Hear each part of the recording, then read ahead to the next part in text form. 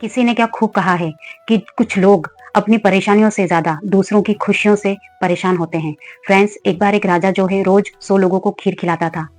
वो गरीब और जरूरतमंद लोगों की मदद करता था, लेकिन एक दिन उसकी खीर में कुछ गड़बड़ हो गई। हलवाई जो है वो खीर को ढकना भूल गया, तो उस रसोई में जो है सांप चला गया। उस सांप ने उस खीर में अपना विष डाल दिया। फिर जब राजा ने वो खीर 100 लोगों को खिलाई तो उनकी मृत्यु हो गई। ये सब देख के राजा बहुत उसको रहा नहीं जा रहा था। उसे बहुत बेचैनी हो रही थी, उसे ग्लानि हो रही थी कि अब क्या करूं मैं। तो उसने ये निर्णय लिया कि वो अपना राजपाट सब कुछ छोड़ देगा, अपना उत्तराधिकारी किसी और को बनाकर सब कुछ छोड़कर वो किसी जंगल में चला जाएगा और भगवान से क्षमा मांगकर वो पश्चाताप करेगा इस गलती का। तो फ्रेंड्स, वो ऐसे ही करता है। तो वो अपना सब कुछ छोड़कर निकल जाता है। जब वो रास्ते में किसी गांव में पहुंचता है तो शाम हो चुकी होती है। जंगल का रास्ता थोड़ा और दूर होता है, तो वो सोचता है कि मैं आज यहाँ किसी के घर पे रुक जाता हूँ, कल सुबह फिर निकलूंगा।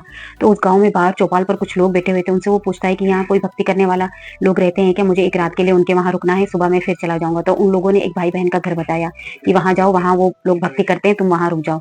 तो राजा जो है उन भाई बहन से कहे कि एक रात के लिए उनसे बोल के कि मैं कल सुबह फिर चला जाऊंगा। तो वो उसका स्वागत करते हैं और उसे रात के लिए पनाह दे देते हैं। फिर जो लड़की है वो, उसका आदत थी कि वो डेली सुबह उठती थी, भगवान का ध्यान और आराधना करती थी, उसके बाद ही वो कुछ भी कोई काम करती थी, नाश्ता और डेली रूटीन जो भी होता है।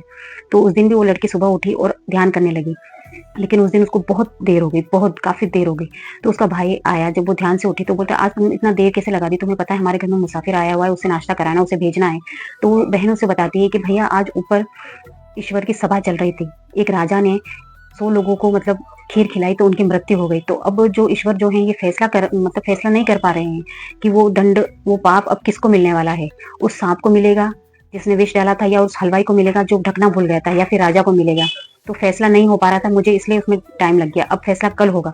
तो ये सब बातें जो है वो राजा सुन लेता है। तो वो सुनता है तो वो सोचता है ये तो मेरी ही चर्चा हो रही है, तो मैं आज रात और रुक जाता हूँ, कल फैसला सुनकर ही जाऊंगा। तो वो उस भाई बहन से फिर कहता है कि मैं आज रात के लिए वो रुकना चाहता हूँ। तो वो उसको हाँ बोल देते हैं। फिर बाहर जो चौपाल पर लोग हमेशा की तरह बैठते थे, वो लोग उस राजा की बुराई करने लग जाते हैं, उसके बारे में गलत चलत बातें करने लग जाती है कि देखो कैसा राजा है, बोलता था कि एक रात रुकूंगा, अब जवान लड़की देखी नहीं कि इसकी नीयत खराब हो गई, आज भी रुक गया है ये। इस तरह से उसकी वो लोग बुराइयां करने लगे।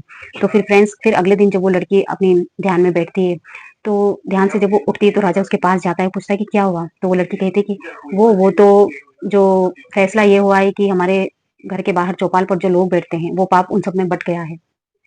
तो फ्रेंड्स, कहने का ये मतलब है, ये कहानी का सार यही है कि जिंदगी में कभी भी किसी की बुराई नहीं करनी चाहिए। जो लोग किसी की बुराई, निंदा, इसकी बुराई उसकी बुराई गॉसिप करते रहते हैं, तो वो लोग उनका पाप भी अपने मत्थे लेकर चलते हैं। इसीलिए जिंदगी में कभी किसी की बुराई नहीं करनी, किसी की भी नहीं। फ्रेंड्स, कहानी अच्छी लगी हो तो लाइक और शेयर करना।